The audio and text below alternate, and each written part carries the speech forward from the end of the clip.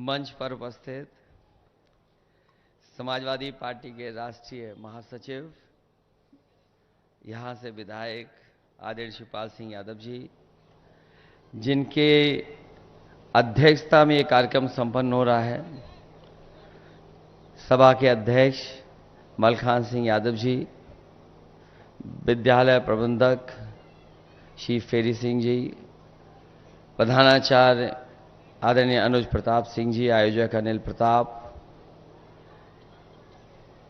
यहां पर उपस्थित अनिल यादव, प्रांतीय कांग्रेस कमेटी के अध्यक्ष, आदरणीय विश्राम सिंह यादव जी, हमारी पार्टी के सहारनपुर के विधायक, जिले से विधायक आशु मलिक, पूर्व मंत्री अशोक यादव जी, पूर्व मंत्री श्री कृष्ण यादव जी, समाजवादी पार्टी महिला संगठन में अनीता यादव जी, आज हमारे आपके दल में शामिल होने वाले जसकरण कठेरिया जी, प्रमोद कुमार लोधी जी, मुकद्दम सिंह जी, कृपाल सिंह जी, जवाहर सिंह जी, सत्यनारायण चेयरमैन जी, गुरुनारायण प्रधान जी और बहुत सारे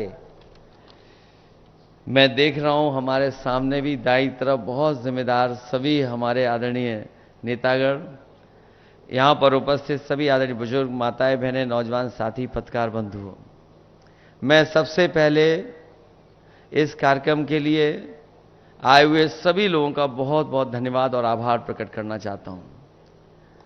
ये जसवंत नगर विधानसभा, यहां के लोगों का परिचय देना या उनसे अपील करना, ये अपने सब वो लोग हैं जो घर के, परिवार के और समाजवादी आंदोलन के पहले दिन से जुड़े हुए लोग हैं।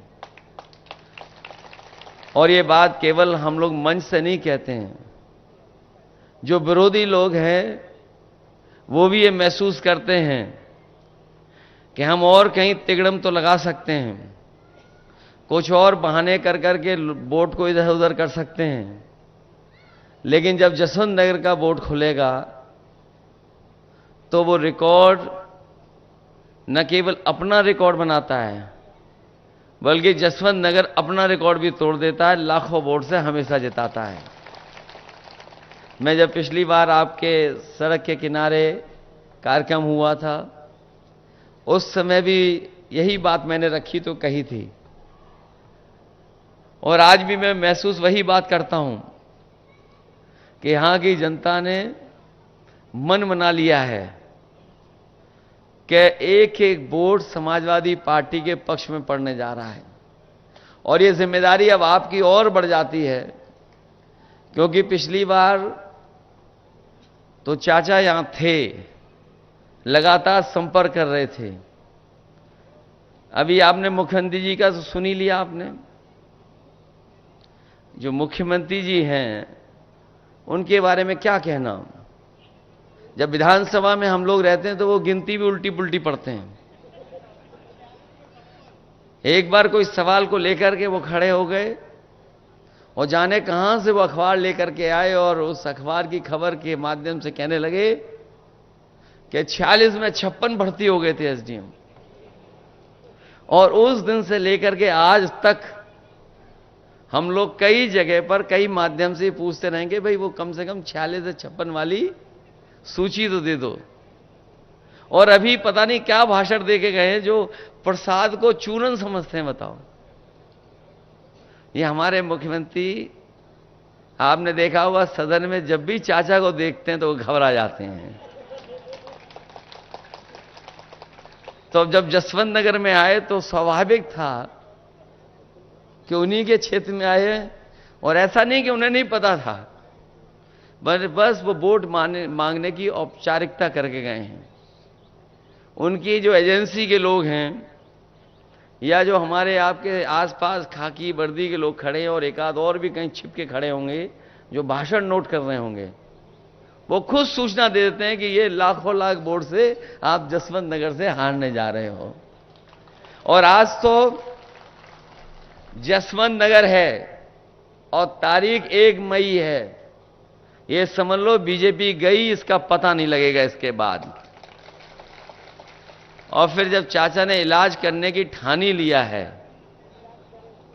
तो सोचो वोटों से कैसा इलाज होगा इनको। ये जनता तैयार है।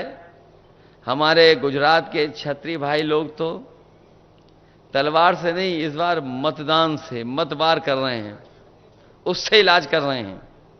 और जसवंत नगर वाले भी इस बार अपना एक एक वोट डाल करके भारतीय जनता पार्टी के लोगों का इलाज करने के लिए तैयार हैं। ये वो लोग हैं जिन्होंने सब कुछ उल्टा पुल्टा कर दिया है और ऐसा उलझा दिया है देश को और तमाम चीजों को कि अगर ये नहीं हटेंगे तो हो सकता है ये संविधान को भी बदल दें। कई बार हम लोग इस बात को कहते हैं कि संविधान बदलेंगे, तो पत्रकार साथी और बीजेपी के लोग ये तर्क देते हैं कि संविधान कैसे बदल जाएगा। मैं उनसे जवाब में कहता हूं कि याद कीजिए कि भारतीय जनता पार्टी ने एक दिन फैसला ले लिया और फैसला लेकर के सब नोट बंद करा दिए। क्या किसी पत्रकार को पता था? क्या किसी जनता में किसी सदस्य को पता था? और इसी तरह अभी जो अग्निवीर व्यवस्था आई है, ये जो अग्निवीर व्यवस्था जो पक्की नौकरी होती थी, ये जो 4 साल की नौकरी कर दी है। हमारे यहां बहुत सारे लोग ऐसे होंगे गांव के जो फौज में जाकर के न केवल उन्होंने सीमा पर देश की रक्षा करने का काम किया, बल्कि अगर उनके परिवार की आर्थिक और सामाजिक स्थिति देखोगे, अगर वो फौज में भर्ती हो गए तो उनके घर परिवार की सामाजिक और आर्थिक स्थिति भी बेहतर हो गई और नई पीढ़ी को अच्छा पढ़ने का भी मौका मिल गया। जब ये जानकारी बीजेपी को हो गई कि गांव के बच्चों की जो पढ़ाई लिखाई वो बेहतर हो गई, फौज में जो लोग भर्ती हो जाते हैं उनका सामाजिक आर्थिक रूप से वो मजबूत हो जाते हैं, तो उन्होंने ये फैसला लिया कि अब पक्की नौकरी नहीं, अग्निवीर के माध्यम से ही नौकरी मिलेगी। हम अपने तमाम नौजवानों को कहना चाहते हैं इस मौके पर कि समाजवादी सरकार और इंडिया गठबंधन की सरकार आएगी, ये जो आधी अधूरी 4 साल की नौकरी दी है खत्म हो जाएगी और जो पहले व्यवस्था थी कि नौकरी पूरी मिलती थी और पेंशन और सुविधाएं मिलती थी, वही इंतजाम करने का काम करेंगे। ये हमारे खाकी वर्दी वाले भी कभी कभी हम लोगों को गुस्सा दिखाते हैं। ये लोग भी जान लें, बीजेपी वाले आ गए तो 4 साल की नहीं, इनकी 3 साल की नौकरी हो जाएगी और बाद में ये हम लोगों के संगी घूमेंगे। और ये हो सकता है, ये पूछे कैसे हो सकता है? भाई अग्निवीर की हो गई तो तुम्हारी भी हो जाएगी। और सरकारी विभाग देख लो, बताओ आउटसोर्स में है नौकरी में कि नहीं है? क्लास 4, क्लास 3 धीरे धीरे सरकार ने आउटसोर्स कर दी। न केवल नौकरियां सरकारी विभाग में आउटसोर्स की हैं, बहुत से विभागों को आउटसोर्स कर दिया। ये जो आरक्षण ना खत्म होने की बात बीजेपी के लोग अब कह रहे हैं, वो इसलिए कह रहे हैं कि पीडीए परिवार से सब लोग जुड़ गए और जो बहुजन समाज के लोग हैं वो ये समझ रहे हैं कि बाबा साहब भीमराव अंबेडकर जी का जो संविधान दिया हुआ था उसको भी ये बदल देंगे। ये बदले ना बदलें, लेकिन उस रास्ते पे ये लोग चल रहे हैं। सोचिए आप, अगर विभाग में प्राइवेट हो जाएगा तो क्या आरक्षण लागू होगा क्या उसमें? ये जो हवाई जहाज वाला विभाग था जिसमें लगभग 1 लाख लोगों को नौकरी मिलती थी, ये कुछ वर्षों से प्राइवेट कर दिया गया है। अब बताओ, प्राइवेट में जाने के बाद क्या आरक्षण मिल रहा है किसी को? इसी तरह और विभाग हैं, बीएसएनएल है, ये सरकारी विभाग, टेलीफोन वाले थे, ये सब प्राइवेट हो गए। ये पानी के जहाज जिस विभाग से चलते थे वो प्राइवेट हो गया। बीमा कंपनियां प्राइवेट होने जा रही हैं, बैंकें प्राइवेट होने जा रही हैं। तो सोचिए, अगर वो आरक्षण नहीं खत्म करना चाहते तो आखिरकार प्राइवेट के रास्ते पे क्यों जा रहे हैं? इसलिए घबराए हुए हैं भारतीय जनता पार्टी के लोग। और घबराने का नतीजा देखिए, जो कभी आरक्षण खत्म करना चाहते थे वो आरक्षण के पक्ष में बोल रहे हैं। लेकिन मैं अपनी जनता को सावधान करना चाहता हूं कि भारतीय जनता पार्टी के वो लोग हैं जिन पर भरोसा नहीं किया जा सकता। इन पे भरोसा तो बिल्कुल नहीं किया जा सकता। और अब तो इनकी और पोल खुल गई। ये अलग बात है कि इलेक्टोरल बॉन्ड जो आए थे उससे तो पोल खुली इनकी, जहां पर इन्होंने चंदा नहीं वसूला था पैसा। हम और आप लोग एक दूसरे का सहयोग मदद करते हैं तो क्या थोड़ा बहुत चंदा देते हैं? कभी 500 रुपए, 1000, 2000, 5000, बहुत संपन्न होंगे तो लाखों में दे सकते हैं। लेकिन इस तरीके से कोई चंदा नहीं देता था। सब सीमाएं लांघे भारतीय जनता पार्टी के लोग, और दबाव बना करके अपने सरकारी विभागों का, सोचिए कितना चंदा लिया इन्होंने। कई ऐसी कंपनियां हैं जिनके पास मुनाफा नहीं है, जिनके पास कोई कारोबार नहीं है, टर्नओवर नहीं है, लेकिन उसके बावजूद भी अपने टर्नओवर से ज्यादा चंदा दिया है। और कोई कल्पना नहीं कर सकता था कि 1,000 करोड़, 500 करोड़, 400 करोड़, 300 करोड़ तक चंदा दिया है। और ये बात मैं इसलिए कह रहा हूं, ये जो महंगाई दिखाई दे रही है वो महंगाई वसूली के कारण भी है। जो कंपनी, जो उद्योगपति अगर चंदा और वसूली के नाम पर पैसा दे देंगे सरकार को, तो बताओ मुनाफा कमाएंगे कि नहीं कमाएंगे? ये मुनाफे की वजह से महंगाई है। और आपने तो अपने बीच देखा है, जैसे हमने और आपने पुराने लोगों ने बाजार में पार्ले जी का बिस्किट पैकेट देखा होगा। पहले कितना बड़ा पैकेट आता था, पहले इतना बड़ा पैकेट था। जैसे जैसे महंगाई बढ़ी और कंपनी को मुनाफा कमाने के लिए फैसला लेना पड़ा तो पैकेट छोटा होता चला गया। अब बताओ पैकेट कितने का मिलता है? अब 5 बिस्किट का पैकेट हो गया। पहले इतना बड़ा था, अब इतना बड़ा हो गया। और ये सरकार में आ गए तो हो सकता है 1 बिस्किट का ही पैकेट बना देंगे लोग। और आपने तो खुद देखा है, बताओ बोरी से कितनी खाद चोरी हो गई। पहले 5 किलो और फिर अब कितनी और चली गई? 5 किलो और चली गई। ये सरकार में आ गए तो और 5 किलो चली जाएगी। बाद में आपको हो सकता है खाद पाउच में लानी पड़े। ये स्थिति पैदा कर दी इन्होंने। और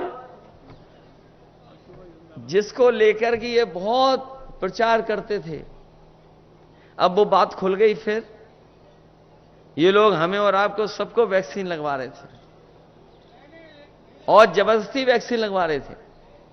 हमें लगता बहुत कम लोग होंगे जो हमारे जैसा फैसला लिए होंगे कि वैक्सीन नहीं लगवाएंगे। हमारे जैसे कम ही बचे होंगे। तुम्हें तो डॉक्टर ने मना की होगी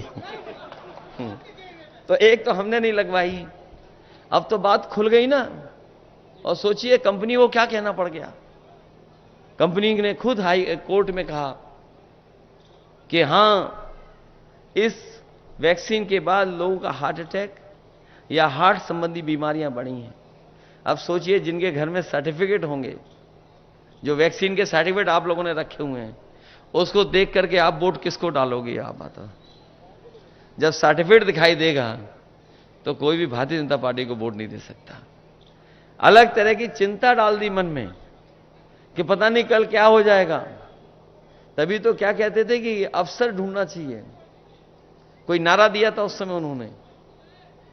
तो सोचिए क्या अफसर ढूंढा उन्होंने कि वैक्सीन वालों से भी इन्होंने चंदा वसूल लिया। इसलिए बहुत से ऐसे सवाल हैं जिसका जवाब भारतीय जनता पार्टी के पास नहीं है। लेकिन सबसे बड़ा सवाल जनता के बीच में यही है कि ये संविधान बदल देंगे और संविधान बदलने के बाद हमारे अब के अधिकार छिन जाएंगे। हमें आपको जो सम्मान मिलता है वो भी ये छीनना चाहते हैं। और सच्चाई तो ये है कि बाबा साहब भीमराव अंबेडकर जी का दिया और संविधान ही हमारी संजीवनी है, जो हमें आगे बढ़ने का मौका देता है। यही संविधान हमें अधिकार देता है एक वोट का। और ये अगर संविधान बदल दिया तो हो सकता है भारतीय जनता पार्टी के लोग हमें और आपको जो वोट देने का अधिकार है वो भी छीन लें। इसलिए जहां मतदान के लिए आप जाएंगे वहीं सावधान रहेंगे और सावधान रह करके अपने बूथ की रक्षा करने का काम करना। क्योंकि इस समय चाचा यहां ज्यादा समय नहीं दे पा रहे हैं, उन्हें भी चुनाव लड़ना पड़ रहा है और लड़ाना पड़ रहा है। तो उनकी भी इच्छा हम लोगों ने पूरी की है। तो कम से कम 1 लाख से ज्यादा का जिताने का काम करना, क्योंकि यहां की विधानसभा जिता सकती है। और कोई वर्ग ऐसा नहीं है जो वोट ना देना चाहता हो आपको और हमको। अगर थोड़ा बहुत हम लोग उनसे बातचीत कर लें, बैठ जाएं और उनको समझा ले जाएं, तो मैं समझता हूं हर वर्ग के लोग आपके साथ इस बार मतदान देने के लिए तैयार हैं। वो खुद महसूस कर रहे हैं महंगाई, बेरोजगारी और तमाम चीजें, क्योंकि इतनी महंगाई कभी नहीं हुई जितनी इस सरकार में हो गई। जब आज हम और आप लोग 1 मई को है, ये हमारे मजदूर भाई जानते होंगे, आज का दिन पूरी दुनिया में याद करता है मजदूरों को, तमाम उन लोगों को याद करता है जिनका योगदान है काम कर करके समाज और देश को आगे बढ़ाने के लिए। ये जो लेबर डे है, आज की तारीख के दिन योगदान, संघर्ष और उनके किए हुए कामों से जो तरक्की हो रही है उसको सब याद करते हैं। जो साथी कानून को समझते होंगे, इन्होंने कोरोना की आड़ में लेबर लॉ, जिसके लिए मजदूरों को अधिकारों को पाने के लिए मजदूरों को न जाने कितना संघर्ष करना पड़ा था। दुनिया में जहां जहां मजदूर संगठन थे, उन्होंने कई मौकों पर संघर्ष किया। न जाने कितनी बार उन्हें पुलिस से झगड़ा होने की वजह से जाने गई, जाने खोई। न जाने कितने पुलिस के लोग इस आंदोलन में शहीद हुए।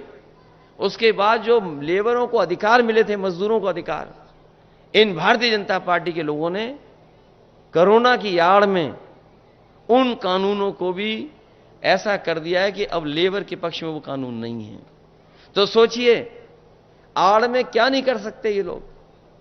इन्होंने छिप करके हमारे तमाम मजदूरों को जो कई सौ वर्षों के संघर्ष के बाद जो अधिकार मिले थे, जो उन अधिकारों को छीनने भी काम किया है।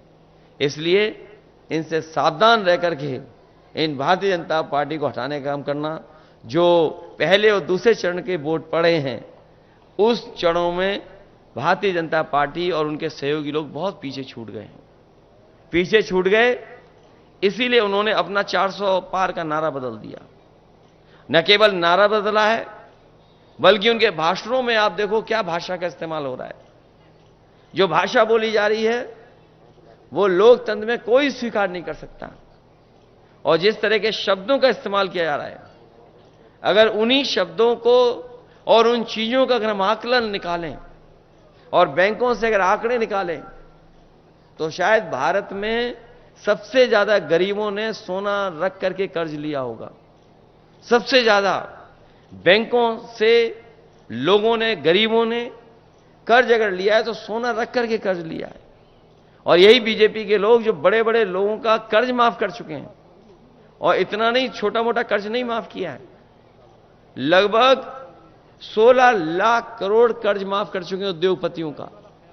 इसलिए गठबंधन ने और इंडिया गठबंधन ने तय किया है, समाजवादी पार्टी ने फैसला लिया है कि इस बार दिल्ली की सरकार बनेगी तो अपने किसानों का पूरा कर्जा माफ होगा।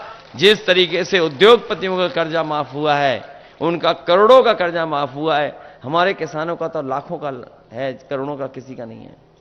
जब बीजेपी ने कर्ज माफ करने का फैसला लिया तो इन्होंने जो मानक तैयार किए वो ये कहा कि 5 करोड़ से ऊपर जिन्होंने कर्ज लिया उनका कर्ज माफ होगा। यहां जितने लोग बैठे हैं, आसपास जितने लोग होंगे, किसी का भी करोड़ों में कर्ज नहीं होगा, लाखों में कर्ज होगा। कि हमारे गरीब छूट जाएं, किसान छूट जाएं, गांवों में रहने वाले छूट जाएं, उनका कर्ज ना माफ करना पड़े। इसलिए बीजेपी ने जब कर्ज माफ किया तो यह फैसला लिया कि 5 करोड़ से ऊपर जिन लोगों का कर्ज है वो कर्ज माफ होगा। हम समाजवादी और इंडिया गठबंधन के लोग कहते हैं जो किसानों का लाखों लाख कर्ज है वो पूरा माफ करने का काम करेंगे। अगर उद्योगपतियों का माफ हो सकता है तो किसानों का भी हमारा माफ होगा। इसी तरह राशन को लेकर के इन्होंने गरीबों से वोट ले लिया। पिछला चुनाव था तो राशन में न जाने क्या क्या दे रहे थे, और अब जो राशन आ रहा है उसमें बताओ क्या आ रहा है। ये आपका स्वास्थ्य बेहतर करने के लिए दे रहे हैं। सोचो, पहले दे रहे थे रिफाइंड तेल, नमक और न जाने क्या क्या देना चाहते थे, और वोट ले लिया, सरकार बन गई। अब बताओ राशन में क्या दे रहे हैं। वो इसलिए बाजरा दे रहे हैं कि आपका स्वास्थ्य बेहतर हो। और ये हम अपने गरीबों को कहना चाहते हैं, न केवल राशन की गुणवत्ता बेहतर करेंगे, बल्कि जिस तरीके से संपन्न लोग या जो शहर में रहने वाले लोग पैकेज्ड आटा खा रहे हैं, वो स्वादिष्ट भी है या उसमें गुणवत्ता भी है, पौष्टिक भी है। समाजवादी सरकार और समाजवादी लोगों ने तय किया है कि अपने गरीबों को भी पौष्टिक आटा के साथ साथ डाटा फ्री दिलाने का काम करेंगे। और डाटा इसलिए कि दुनिया में बड़ा ताकतवर देश अमेरिका, आप पता कर लेना, जानकारी कर लेना, कई शहरों में लैपटॉप फ्री दे रही है अपने बच्चों को। वो इसीलिए दे रही है लैपटॉप क्योंकि वो समझ रहे हैं कि जिस समय कोरोना आया था, संपन्न परिवार के लोगों ने, बच्चों ने तो पढ़ लिख लिया था, और जो गरीब परिवार के बच्चे थे, क्योंकि उनके पास कोई न इंतजाम था, ना कंप्यूटर था, ना लैपटॉप था, ना अच्छा मोबाइल था, वो पढ़ाई लिखाई भी नहीं कर पाए, उनके सालों साल चला गया। लेकिन जो संपन्न परिवार के लोग थे, जिन पे मोबाइल था, लैपटॉप था, कंप्यूटर था, वो ऑनलाइन पढ़ाई कर सकते थे। और हम तो ये कहते हैं कि जो समाजवादियों ने लैपटॉप दिए थे वो उस समय भी इस्तेमाल हुए और आज भी जहां होंगे वो आज भी चल रहे होंगे। और जब कभी भी ऑन करते होंगे तो उसमें नेताजी और हम ही लोग दिखाई देते होंगे। उसकी भी नकल कर ली हमारी इस सरकार ने। हम लोगों ने इतना बड़ा दिया था लैपटॉप, इनने इतना कर दिया उसको, और उसमें उंगली घुसते रहो तो वो चले नहीं चले पता नहीं। और 100 नंबर की भी नकल कर ली। एम्बुलेंस खराब कर दी। एम्बुलेंस इसलिए दी गरीब की मदद हो जाए, लेकिन एम्बुलेंस भी खराब कर दी। 100 नंबर इसलिए दी थी कि गरीब को भागना ना पड़े, थाने ना जाना पड़े, अगर कहीं झगड़ा हो, कहीं भी हो, फोन करे तो उसके पास पहुंच जाए। और जब से इन्होंने 100 से 112 किया है तो इन्हें पुलिस वालों को ही लगा कि जब सरकार ने नंबर बढ़ा लिया तो हम भी अपनी वसूली बढ़ा लें। तो ये स्थिति पैदा हो गई सरकार में। इसलिए हम आपसे निवेदन और अपील करने आए हैं कि ये चुनाव मैनपुरी का पूरा देश देखेगा, पूरा देश की नजर होगी यहां पर। ये मैनपुरी नेताजी की वजह से और आप लोगों की वजह से पूरे देश में इसकी पहचान है। कम लोकसभाएं होती हैं जिनकी पहचान देश में बन पाती है, और जो वीआईपी लोकसभा जिनको गिना जाता है, माना जाता है, ये मैनपुरी भी वही लोकसभा है। इसलिए पूरे देश की नज़र होगी। जब आपने बाई इलेक्शन में मेहनत करके और साथ लेकर के इतने बड़े वोटों से जिताया था, हमें उम्मीद है कि ये तो परिवर्तन और सरकार बनाने का चुनाव होने जा रहा है और बीजेपी को हटाने वाला चुनाव होने जा रहा है। इसलिए आप सब लोग मिलकर के पहले से ज्यादा वोट देकर के समाजवादी पार्टी को रिकॉर्ड मतों से जिता देना। यही निवेदन, यही प्रार्थना, यही अपील मैं आपसे करने आया हूं। ये क्षेत्र तो वो है जो चाह लेगा वो हो जाएगा, और हमें भरोसा है कि सब लोग मिलकर के मदद करेंगे। बहुत बहुत धन्यवाद।